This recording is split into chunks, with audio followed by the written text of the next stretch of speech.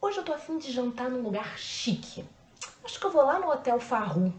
Quem sabe eu não dou sorte e encontro com o Brás Cubas que costuma jantar por lá. Bom, mesmo se o Brás Cubas tivesse existido, não seria possível ir jantar no hotel porque ele foi demolido. Mas ele realmente existiu e foi o primeiro hotel de luxo do Brasil. E foi imortalizado pela pena do grande Machado de Assis. Então venha com a gente conhecer mais um lugar fantástico da literatura.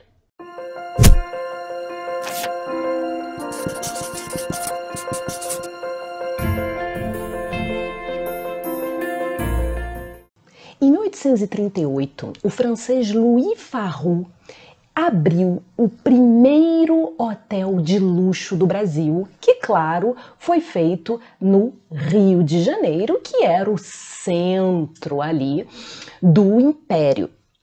E esse francês, ele já tinha tido outros estabelecimentos, que era chamado Casa de Pasto, que eram os restaurantes, as pensões. Ele tinha ali umas pensõezinhas no centro do Rio, que ficava ali na Rua da Quitanda, mas eram estabelecimentos pequenos, simples, e depois, em 1838, ele se transferiu para a Rua Fresca, que hoje não existe mais, se chamou Rua Clap, e hoje em dia não existe mais aquele pedaço com as diversas modificações urbanas que aconteceram ali, mas fica ali perto do que hoje em dia se chama Praça 15, que na época era o Largo do Paço. E esse estabelecimento, gente, era um negócio chique no último, foi realmente o primeiro hotel de verdade, algo que poderia se chamar de hotel de luxo. Era o Copacabana Palace das épocas áureas do Copa ali no Rio de Janeiro.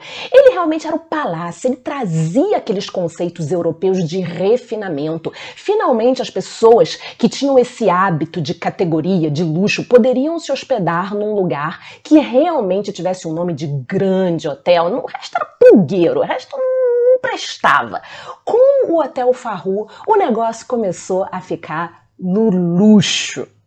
E ele ficava então ali nessa região central porque o que acontece? O Rio de Janeiro teve ali o centro burburinho ali onde hoje é a região do Centro Histórico, com a Praça 15 central. Recomendo que vocês vejam o vídeo sobre a Praça 15 que nós já fizemos aqui, que explica direitinho.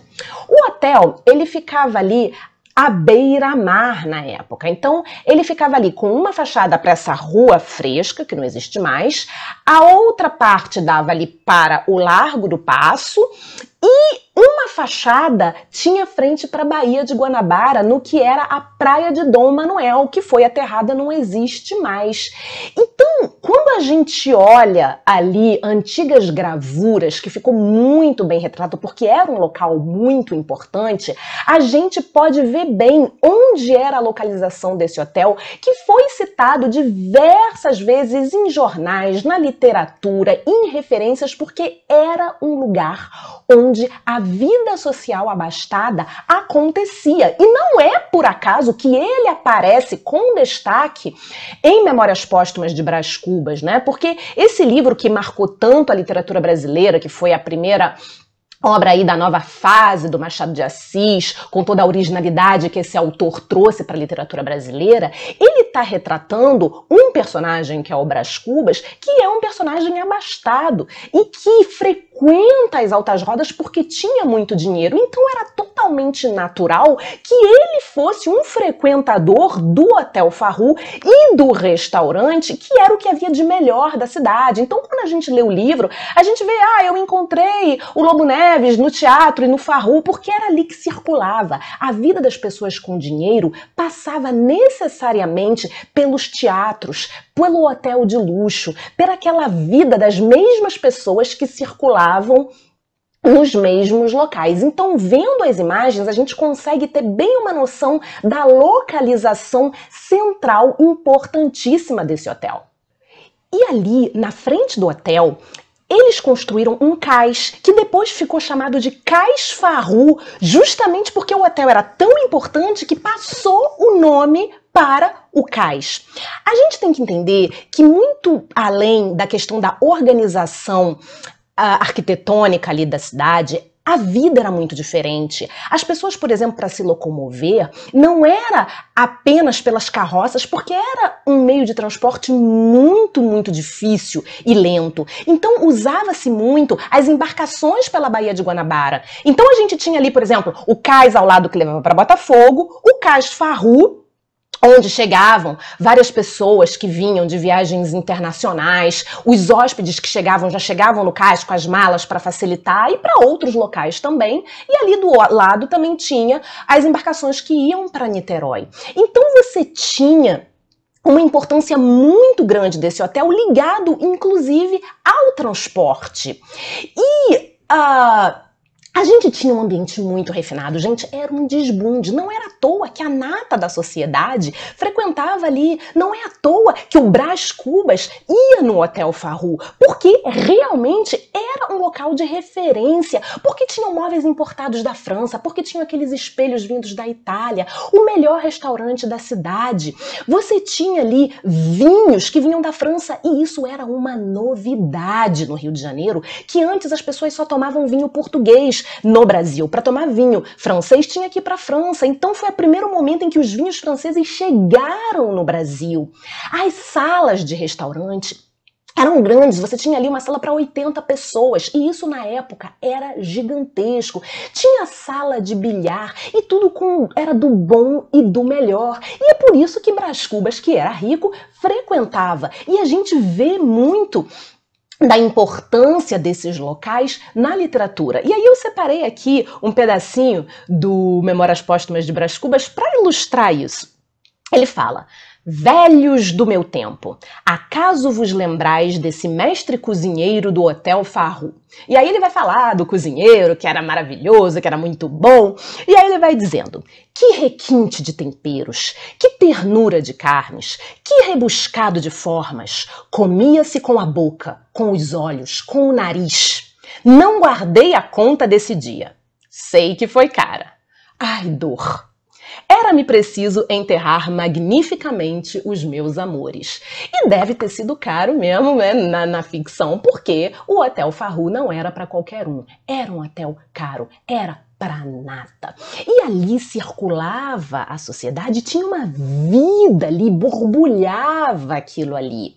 Então, você tinha uma coisa muito interessante, que eram os banhadores, era hotel e banhos. E isso em um local como o Rio de Janeiro, que tinham pouquíssimas casas com acesso à água encanada, você ter um lugar com banhos, onde você tinha o luxo de água fria e água quente, para misturar de acordo com a vontade do banhador, era fantástico. E era a mesma água que se bebia, que saía da fonte ali, da Praça 15, era a mesma que ia por canos subterrâneos e chegava no hotel com toalhas brancas. Olha que luxo aquilo ali, né? E aí você tinha banheiras de metal e mármore, tudo do bom e do melhor. Devia ser muito interessante poder visitar esse hotel, que a gente só pode visitar pela literatura e pelas poucas imagens que sobraram daquilo ali, né?